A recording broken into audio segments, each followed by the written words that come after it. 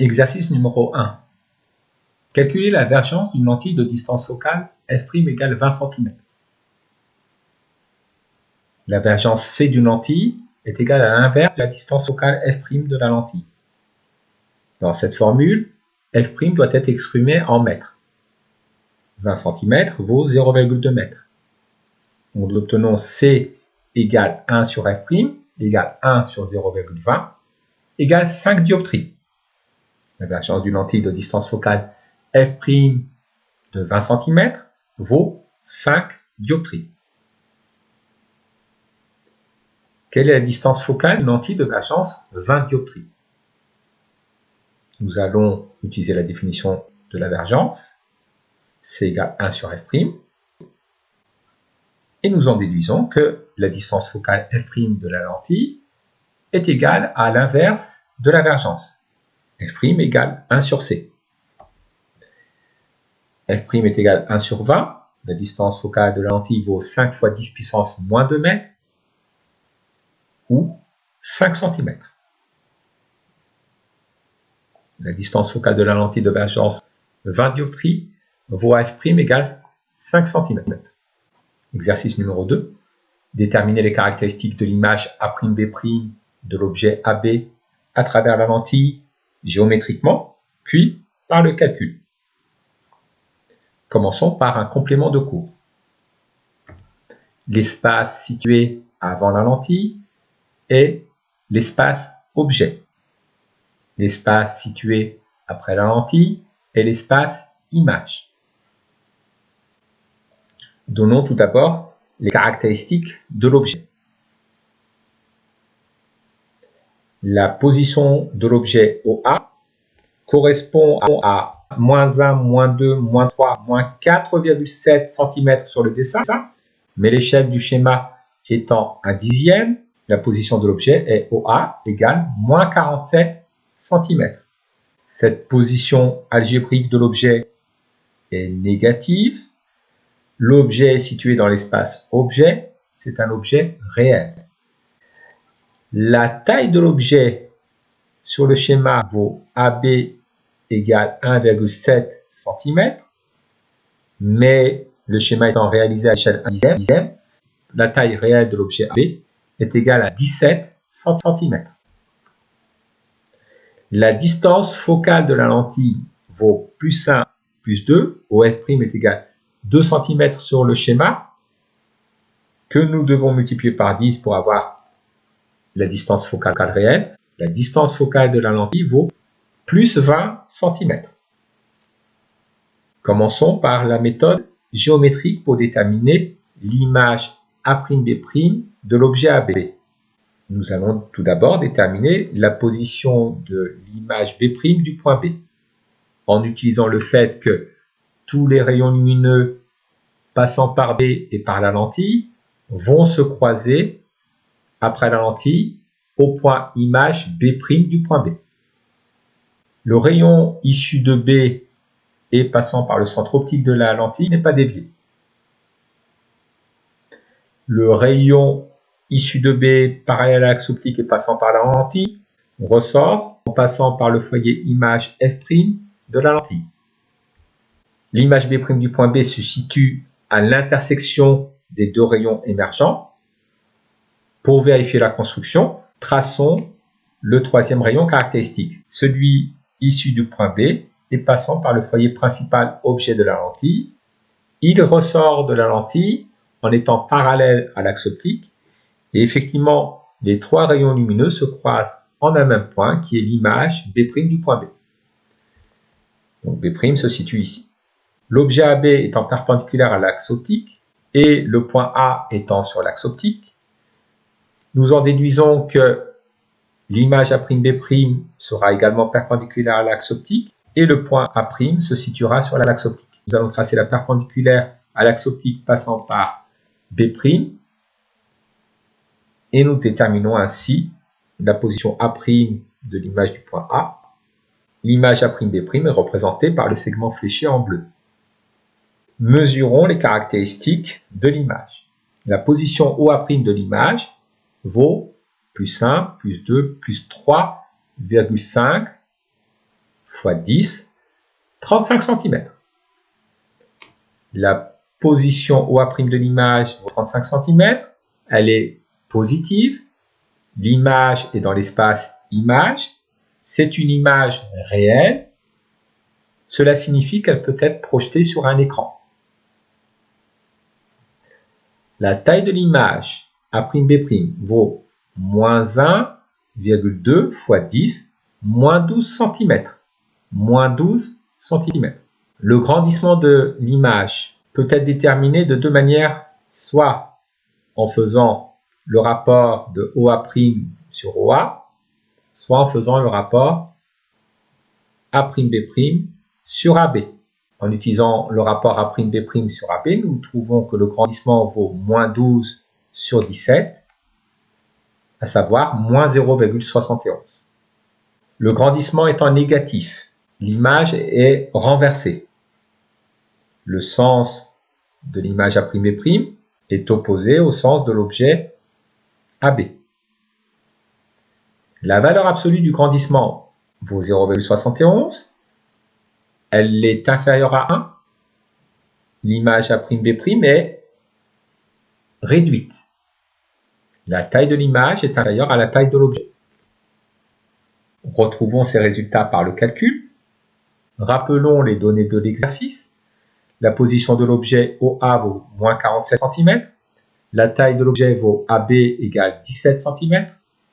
La distance focale de la lentille vaut OF' égale 20 cm. Appliquons la relation de conjugaison de Descartes. L'inverse de la position de l'image moins l'inverse de la position de l'objet est égal à l'inverse de la distance focale de la lentille. Comme nous cherchons à déterminer la position de l'image, nous isolons l'inverse de la position de l'image. L'inverse de OA' est égal à l'inverse de OA plus l'inverse de OF'. Puis, nous additionnons les deux fractions, nous mettons sur le même dénominateur, nous obtenons que l'inverse de la position de l'image est égal à OF' plus OA, le tout divisé par OA multiplié par OF'. Pour obtenir la position OA' de l'image, nous inversons la fraction. OA' est égal à OA multiplié par OF', le tout divisé par la somme de OF' plus OA. Passons à l'application numérique. La position OA' de l'image est égale à moins 47 multiplié par 20, divisé par moins 47 plus 20. Nous obtenons 35 cm. Cette façon de rédiger est la meilleure. On travaille littéralement le plus longtemps possible avant de passer au calcul. Cela permet d'obtenir une relation qui peut être utilisée si les données de l'exercice varient. Nous pouvons aussi, pour éviter les erreurs de calcul, procéder au remplacement des grandeurs par leur valeur, arriver à la deuxième ligne de la démonstration. En arrivant à cette ligne-là, je remplace la position de l'objet et la distance focale par leur valeur. Nous calculons donc que l'inverse de la position de l'image est égal à la fraction moins 27 divisé par moins 940.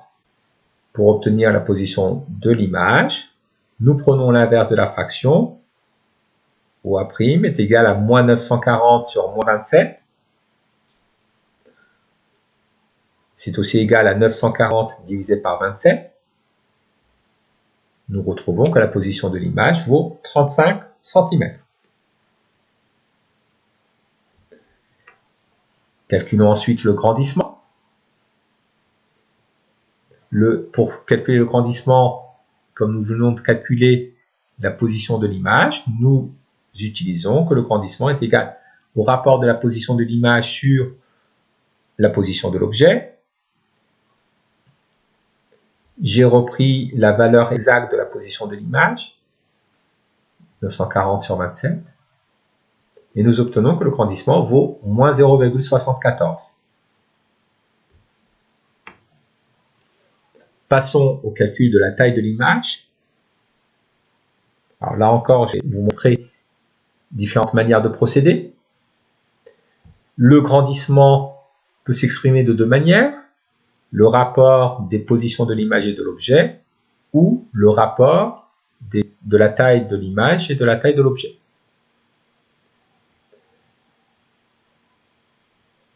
En utilisant l'égalité entre les deux fractions, nous faisons un produit en croix pour déterminer la taille de l'image A'B' et nous obtenons que A'B' est égal à AB fois OA' sur OA. Dans ce calcul, je reprends la valeur exacte de OA', à savoir 940 sur 27, et nous obtenons que la taille de l'image vaut moins 13 cm, valeur que j'ai arrondie. Nous pouvons également prendre pour la valeur de OA' la valeur arrondie précédemment, 35 cm. Nous obtenons là encore moins 13 cm. Une autre manière de calculer la taille de l'image, c'est d'utiliser directement la valeur du grandissement que l'on a calculé précédemment. Le grandissement est égal à la taille de l'image sur la taille de l'objet, donc la taille de l'image est égale au grandissement multiplié par la taille de l'objet. Le grandissement que nous avions calculé était de moins 0,74. En appliquant la formule, nous obtenons que la taille de l'image est égale à moins 13 cm. Exercice numéro 3. Déterminer les caractéristiques de l'image A'B' de l'objet AB à travers la lentille géométriquement, puis par le calcul. Commençons par donner les caractéristiques de l'objet et de la lentille. L'objet, la position de l'objet est OA égale moins 1,2 fois 10 moins 12 cm. La taille de l'objet est AB égale 0,5 fois 10, 5 cm. La distance focale de la lentille est 1, 2, 2 fois 10, 20 cm. Pour déterminer la position de l'image, cherchons l'image B' du point B en traçant au moins deux rayons issus de B et passant par la lentille, leur intersection après la lentille nous donnera la position de B'. Commençons par tracer le rayon issu de B parallèle à l'axe optique et passant par la lentille. Il ressort en passant par le foyer image F' de la lentille. Poursuivons par le rayon issu de B et passant par le centre optique de la lentille. Il ressort sans être dévié. Le rayon issu de B passant par le foyer principal objet F de la lentille et la lentille ressort en étant parallèle à l'axe optique. Les trois rayons émergents ne se croisent pas dans l'espace image. Nous allons donc les prolonger virtuellement dans l'espace objet. Les rayons virtuels que nous allons tracer dans le prolongement des rayons émergents vont être tracés en pointillés. Les trois rayons virtuels, situés donc dans l'espace objet, se croisent dans l'espace objet en un point qui est l'image B' du point B. Nous en déduisons que A'B' est situé ici. Comme le point B' est à l'intersection de rayons virtuels, l'image sera également virtuelle. Une image virtuelle se trace en pointillés. Je l'ai représenté en violet sur le schéma. Donnons les caractéristiques de l'image. Tout d'abord, voici les caractéristiques de l'objet qui sont rappelées. La position de l'image est OA' égale moins 1, moins 2, moins 3 fois 10, moins 30 cm. Cette position algébrique OA' est inférieure à 0, elle est négative. L'image est donc située dans l'espace objet. C'est une image virtuelle. Elle ne peut pas être projetée sur un écran. La taille de l'image vaut plus 1,2 fois 10, 12 cm. Ici, nous le verrons en calculant le grandissement, l'image est agrandie. Elle est virtuelle. Cette lentille et cette situation décrivent le fonctionnement d'une loupe. À travers une loupe, on observe un texte. Ce texte est agrandi et en fait, ce que l'on voit à travers la loupe, l'image agrandie qu'on voit, c'est l'image du texte observé. Cette image est virtuelle car on ne peut pas la projeter sur un écran. Essayez d'utiliser un écran et une lentille comme loupe, vous ne pourrez pas projeter l'image observée à travers la loupe sur un écran.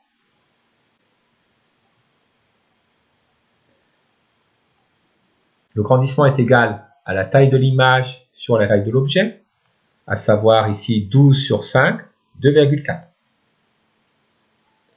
Sa valeur est positive, donc l'image est droite, c'est-à-dire que l'image A'B' est dans le même sens que l'objet AB. La valeur absolue du grandissement vaut 2,4, elle est supérieure à 1, l'image est agrandie, c'est-à-dire que l'image A'B' est plus grande que l'objet AB. Retrouvons par le calcul la position de l'image. Appliquons pour cela la relation de conjugaison de Descartes. Nous procédons comme dans l'exercice précédent. Nous obtenons que l'inverse de la position de l'image est égal à 8 sur moins 240. Pour obtenir OA', nous prenons donc l'inverse de la fraction 8 sur moins 240. Nous obtenons donc que la position de l'image est égale à moins 240 sur 8. Elle est égale à moins 30 cm. Exercice 4. Déterminer la distance focale de la lentille qui donne d'un objet situé à 3 cm avant la lentille une image qui se trouve à 6 cm après la lentille. L'objet AB étant situé à 3 cm avant la lentille, il est dans l'espace objet et sa position vaut OA égale moins 3 cm. Comme l'image se trouve à 6 cm après la lentille, elle se situe dans l'espace image, sa position est OA' égale plus 6 cm. L'image est réelle. Afin de déterminer la distance focale de la lentille, appliquons la relation de conjugaison de Descartes, qui nous dit que l'inverse de la distance focale de la lentille est égal à l'inverse de la position de l'image moins l'inverse de la position de l'objet. Remplaçons par les valeurs. Nous obtenons que l'inverse de la distance focale est égal à moins 9 sur moins 18. La distance focale est donc égale à moins 18 sur moins 9, à savoir 2 cm. Deuxième question, déterminer la distance focale de la lentille, qui donne d'un objet situé à 3 cm avant la lentille, une image qui se trouve dans une position infiniment éloignée après la lentille. Là encore, l'objet AB étant à 3 cm avant la lentille, sa position vaut OA égale moins 3 cm. Comme l'image se trouve à l'infini, la position OA' de l'image correspond à un nombre infiniment grand, un nombre très très grand. L'inverse d'un nombre très très grand se rapproche de 0. Plus ce nombre est grand, plus son inverse se rapproche de 0. On dit que l'inverse de ce nombre tend vers 0. Nous allons donc supposer que, comme l'image se trouve à l'infini, l'inverse de OA' est égal à 0. Appliquons la relation de conjugaison de Descartes. Remplaçons l'inverse de OA' par 0. L'inverse de OF' est égal à moins l'inverse de OA. Passons à l'inverse. La distance focale OF' est égale à moins OA. Sachant que OA vaut moins 3 cm, la distance focale vaut moins 3 cm, c'est-à-dire plus 3 cm. Menons la réflexion plus loin. Nous remarquons que la position de l'objet est égale à l'opposé de la distance focale, OF'. Or, l'opposé de la distance focale OF' est égal à la distance algébrique OF. Distance algébrique OA est égale à la distance algébrique OF. Le point A est confondu avec le foyer principal objet de la lentille. Lorsqu'un objet est situé dans le plan focal principal objet de la lentille, c'est-à-dire le plan perpendiculaire à l'axe optique et passant par le foyer principal objet de la lentille, son image se forme à l'infini.